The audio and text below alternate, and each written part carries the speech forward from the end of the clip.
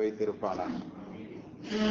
கண்ணியமானவர்களே, இந்த பெருநாளைக்கு அப்படின்னு சொல்லி சில சுன்னத்தான விஷயங்களை நமக்கு நபி ஸல்லல்லாஹு அலைஹி வஸல்லம் சொல்லி இருக்கிறாங்க.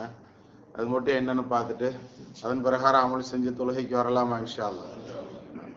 இன்றைய தினத்துல அதிகாலையிலேயே எவ்வளவு சீக்கிரமாக முடியுமோ அவ்வளவு சீக்கிரமாக குளிப்பது அப்படிங்கிறது இந்த தினத்துல ஒரு முக்கியமான சுன்னத்தாக இருக்கிறது.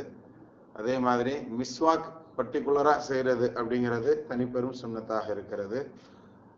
அதே மாதிரி கண்ணுக்கு சுருமா இடுவது, தலைக்கு எண்ணெய் தேய்க்கிறது, இந்த மாதிரி விஷயங்களை செய்து கொள்வது ஏற்றமானது.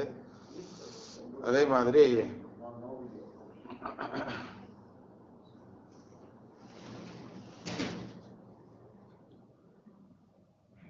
புத்தாடை அணிவது, அதையும் காலையில குளித்த உடனேயே அணிந்து கொள்வது அப்படிங்கிறது ஏற்றமானது.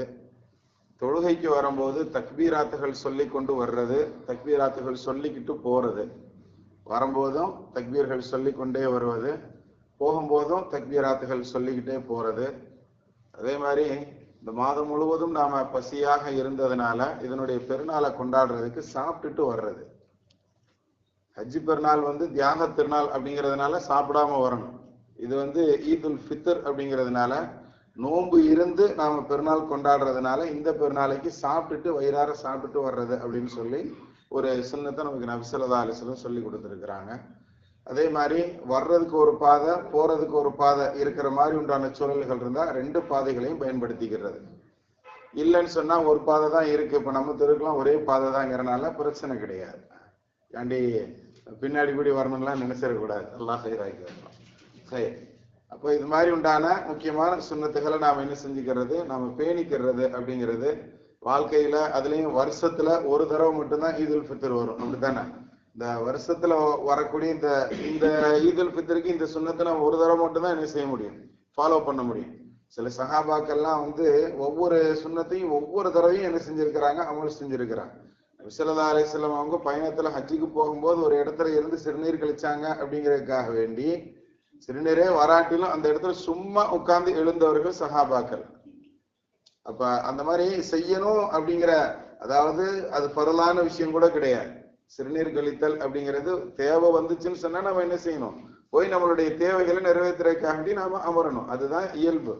ஆனா சிறுநீரே வராட்டிலும் இந்த இடத்துல நபி அமர்ந்தாங்க அப்படிங்கறதுனால நாங்க என்ன செய்யறோம், அந்த இடத்துல அமர்ந்துட்டு சும்மானாலும் எந்திரிச்சிட்டு வருவாங்க அப்படிங்கிறத நம்ம சஹாபாக்களுடைய வாழ்க்கையில பார்க்கிறோம்.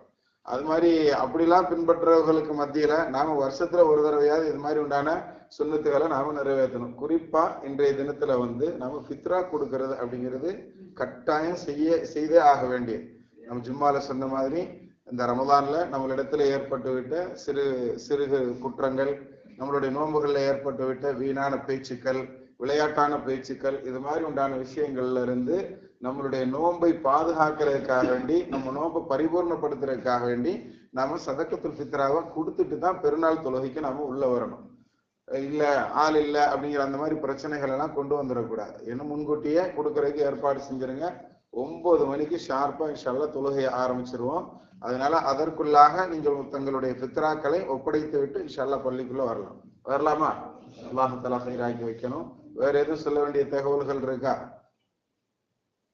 சரி.